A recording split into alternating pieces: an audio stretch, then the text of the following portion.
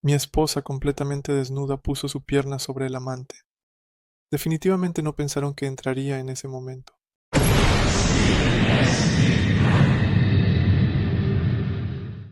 Me llamo Jason, tengo 36 años y vivo en una casa pequeña en Carolina del Norte.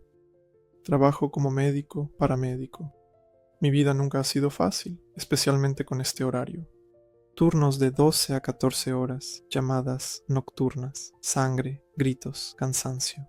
Todo esto se ha convertido en parte de mi vida diaria. Pero siempre supe para quién lo hacía. Mi esposa, Melissa, tiene 34 años. Nos conocimos hace 10 años en la boda de un amigo en común. En ese entonces, yo acababa de terminar mi pasantía. Ella trabajaba como consultora junior en un salón de interiores. Tenía una sonrisa contagiosa y un brillo en los ojos algo loco. Ese que rápidamente atrae pero puede quemar. Nos casamos 2 años después de conocernos. Al principio, todo era como en una buena película. Viajes, cenas espontáneas, risas por las noches. Luego nació nuestra primera hija, Ellie. 3 años después, la menor, Hailey. Resulté ser un buen padre. Hice todo lo posible para que a mis niñas no les faltara nada. Incluso en los turnos más difíciles, llegaba a casa con un juguete o algo dulce, solo para ver sus caras felices. Melissa se quedó en casa cuando nació Ellie. Ella no quería volver al trabajo, y yo tampoco insistí.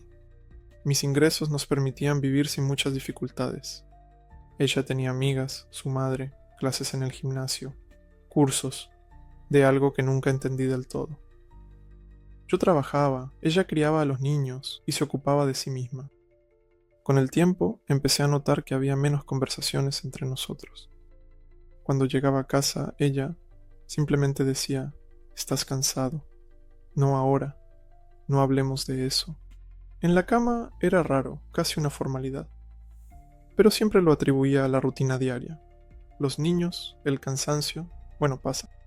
Lo importante es que estamos juntos, pensaba yo, somos una familia. Melissa a menudo decía que le resultaba difícil estar sola con los niños, mientras yo salvaba vidas en las salas de reanimación. A veces lo decía con ironía, a veces con resentimiento. No siempre podía responder, porque estaba demasiado cansado. Simplemente me quedaba en silencio. La miraba. Sentía que algo estaba cambiando, pero no quería creer que pudiera ser algo serio. El punto de inflexión no comenzó con un trueno en un cielo despejado, sino con una frase infantil. Era un domingo cualquiera. Me estaba preparando para el turno diurno cuando Ellie se acercó a mí y preguntó por el tío Scott. Ella quería saber si él vendría hoy a darle un masaje a mamá. Me detuve y me quedé helado. Solo pregunté, ¿quién es el tío Scott? Bueno, nuestro vecino. Él decía que a mamá le gusta cuando le toca la espalda. Ellie sonrió y siguió corriendo, sin entender que acababa de destruir todo un universo dentro de mí. Scott vivía a un par de casas de distancia. Su esposa había muerto hace un año.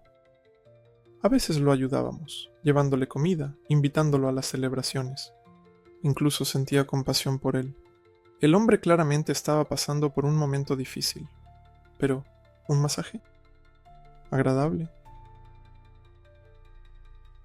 No hice un escándalo, simplemente comencé a observar más de cerca. Melissa empezó a decir más a menudo que quería quedarse sola en casa. Pedía llevar a las niñas a casa de mamá los fines de semana. Decía que necesitaba recargar energías. Al principio le creía, pero luego se convirtió en una rutina. Un día llegué a casa un poco antes de lo prometido. El turno terminó una hora antes. Decidí dar una sorpresa. Entré en silencio. La casa estaba en silencio. Solo en la cocina había una taza, con 2 marcas de labios de una copa y un plato con migas. En el fregadero, una cuchara con restos de miel. Alguien había comido aquí recientemente, pero los niños ya no estaban en casa. Subí las escaleras. Silencio. Pero en el baño había huellas húmedas en el suelo. ¿De dónde? Pensé. Nadie debería haberse bañado. La lavadora estaba funcionando, y dentro había una sábana enrollada. Al día siguiente pido permiso en el trabajo con el pretexto de sentirme mal. Me siento en el coche y observo la casa desde lejos. Y después de 1 hora y media veo a Scott salir de nuestra puerta, mirar a su alrededor y marcharse rápidamente. Sin más palabras. Sentía como si algo empezara a presionar en mi pecho. No estaba preparado para nada, pero ya entendía que algo no estaba bien aquí, demasiado mal. Y estoy obligado a descubrir toda la verdad. Después de ver a Scott salir de nuestro patio, algo se rompió dentro de mí. No era solo una sospecha, era un miedo que comenzaba a tomar forma. No le grité a nadie, no hice escenas, simplemente dejé de dormir. Me acostaba a su lado, escuchaba cómo respiraba, cómo se movía en sueños, y pensaba con quién había estado ese día. Empecé a sentir que todo lo que había construido cada día, cada año, simplemente se estaba pudriendo lentamente desde dentro. Y nadie, excepto yo, lo notaba. Un par de días. Después me acerqué al médico jefe y pedí el turno del domingo. Y luego simplemente no me presenté. Dejé el coche a una manzana de la casa, me senté en el asiento y simplemente esperé. No sabía nada, con certeza, pero por dentro ya lo entendía todo. Los dedos me temblaban, incluso cuando solo sostenía una botella de agua. Repasaba el escenario en mi cabeza, esperando estar equivocado. Quería que todo esto resultara ser paranoia, una invención, agotamiento. Pero la realidad resultó ser mucho peor que cualquier suposición. Alrededor del mediodía noté que Melissa miró por la ventana. Se arregló el cabello y cerró las cortinas. 15 minutos después, un coche se detuvo frente a la casa. Scott ni siquiera se escondía. Caminaba despacio, con confianza. Ella lo recibió en la puerta y no sé qué había en sus ojos, porque no lo vi. Pero ella le permitió entrar, sin vacilar. Yo esperé unos 20, demasiado para simplemente saludar. Me acerqué silenciosamente a la casa, por el patio trasero. Escuché. Dentro de la casa se oía solo un leve zumbido de música. Rodeé la casa por un lado, me detuve en la ventana de la cocina. Las cortinas estaban corridas. Vi cómo estaban sentados en la sala de estar. Ella se recostaba sobre él. Él la sostenía por la cadera, como si lo hubiera hecho muchas veces antes. No pude soportarlo. Y regresé al coche. Me parecía que tenía un zumbido en la cabeza, como si fuera por la vibración de alta tensión. Me senté y miré por el parabrisas, sin parpadear. Cuando me acerqué de nuevo a la casa, ya después de unos 30 minutos, dentro estaba en silencio. Pero las cortinas seguían corridas. Abrí la puerta con mi llave. Entré en el vestíbulo. Todo como de costumbre. Solo el olor en el aire era diferente. Ya no era el nuestro. Entré adentro. El baño estaba cerca de la sala de estar, y cuando di un par de pasos, escuché suaves gemidos. En ese momento, el corazón latía tan fuerte que casi no escuchaba mis propios pasos. Me acerqué más. Me detuve frente a la puerta, y entonces la escuché susurrar su nombre. No era mío, no por amor, no en un arrebato de dolor, simplemente y con placer. No esperé. Abrí de golpe la puerta y vi sus rostros. Se volvieron hacia mí. Ella estaba frente a él completamente desnuda, con una pierna sobre su brazo. En su rostro apareció un miedo, como si por primera vez se diera cuenta de que podían verla. Los miré. No tenía gritos, solo vacío. Le arrojé al suelo un sobre que había preparado de antemano y dije que ya no interferiría. Después de eso, no dije ni una palabra. Simplemente salí. El coche estaba cerca. Me subí, encendí el motor y me fui. Esa noche apagué el teléfono, completamente. No quería escuchar su voz. No quería verla. No quería ver sus lágrimas. Sabía que ahora ella suplicaría, se justificaría, inventaría. Pero todo lo que necesitaba es necesario. Silencio. Fui a casa de mi viejo amigo Trevor, quien sabía que yo solo iría si todo se derrumbaba. No hizo preguntas. Simplemente Puso una cerveza en la mesa y dijo que podía quedarme tanto tiempo como necesitara. Después de 5 días encendí el teléfono. Más de 100 llamadas perdidas, varios cientos de mensajes. Algunos eran súplicas de perdón, otros reproches, algunos amenazas. Al principio, simplemente los pasaba sin leer, pero luego comencé a abrirlos. Me importaba ver cómo ella se quebraba, cómo se agitaba, cómo intentaba salvar lo que ella misma había quemado. Cuando finalmente regresé a casa, los niños estaban con su madre. Melissa me esperaba, pálida, con los ojos rojos. Comenzó a hablar sobre un periodo difícil, la falta de atención, de tiempo, sobre la debilidad. Yo simplemente me quedé en silencio. Luego dije que en una semana presentaríamos el divorcio.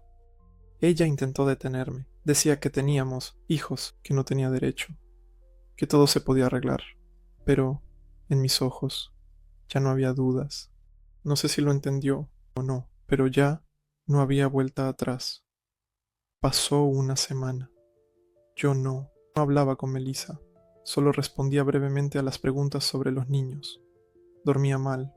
Todo parecía desmoronarse, como si la tierra, bajo mis pies, se estuviera agrietando lentamente, pero con certeza.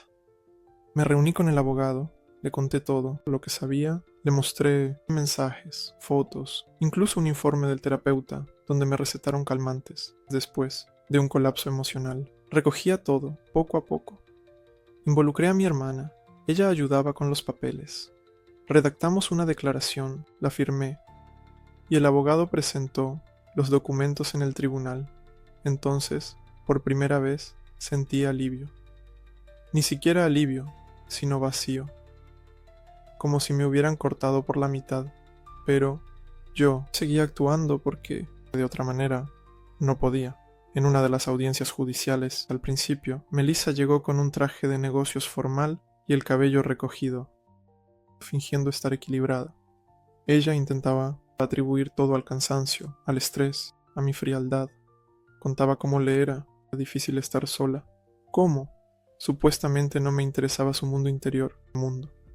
El abogado de su parte era brusco y a veces incluso agresivo. Intentaban quitarme el apoyo, mostrar que no estaba lo suficientemente presente en la familia. Me contenía, pero por dentro todo hervía. Como si eso no fuera suficiente. Un día antes de la segunda audiencia me llamaron del hospital. Mamá, infarto.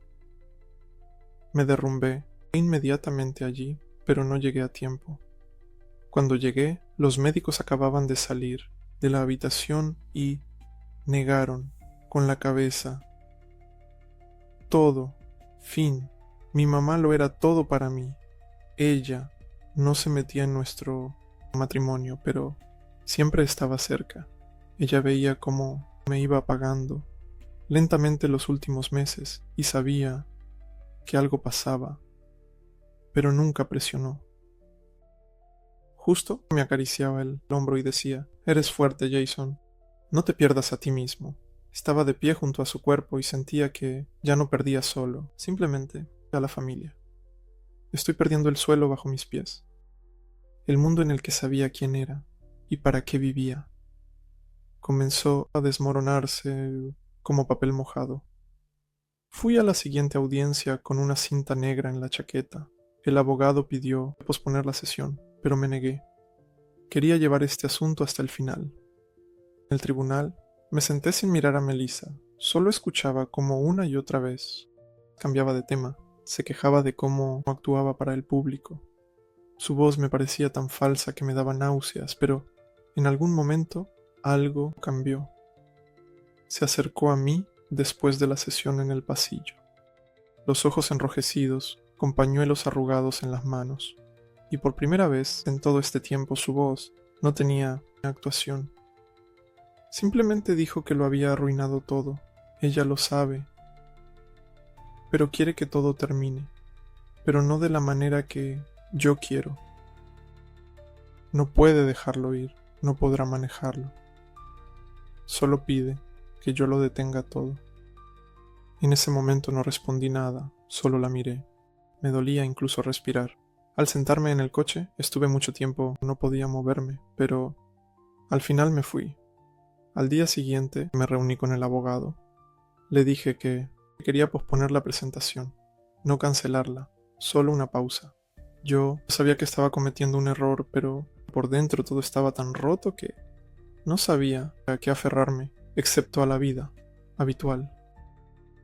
Me quedé por ella, por los niños, por la memoria de mi madre y por mí mismo.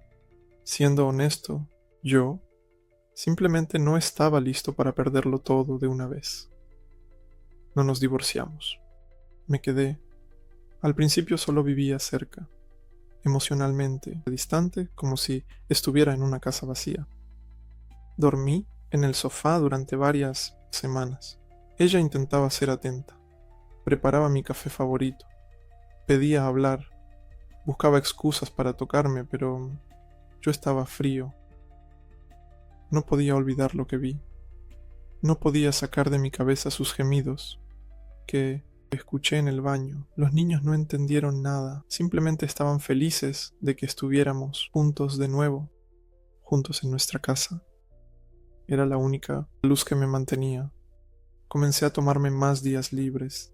Paseaba con ellos en el parque, construía fortalezas de mantas, e hice todo para que sintieran amor. No debían sufrir por su elección. Melissa intentaba cambiar. Iba al psicólogo, decía que trabajaba en sí misma. A veces yo la escuchaba llorar en el baño y entendía que tal vez realmente sentía culpa. Tal vez simplemente tenía miedo de perder la estabilidad. Nunca lo entendí. Vivíamos como si la vida antigua hubiera muerto y comenzara una nueva, desconocida, inquietante, pero exteriormente tranquila. No estoy seguro de que esto se pueda llamar felicidad, más bien una tregua. Todavía no sé cuánto durará, pero por ahora estoy aquí, junto a mis hijas, por ellas y por mí. Muchas gracias por ver nuestro video hasta el final. Suscríbanse, denle me gusta. También pueden ver nuestros videos anteriores en el canal. Y les deseo a todos un buen día. Hasta pronto.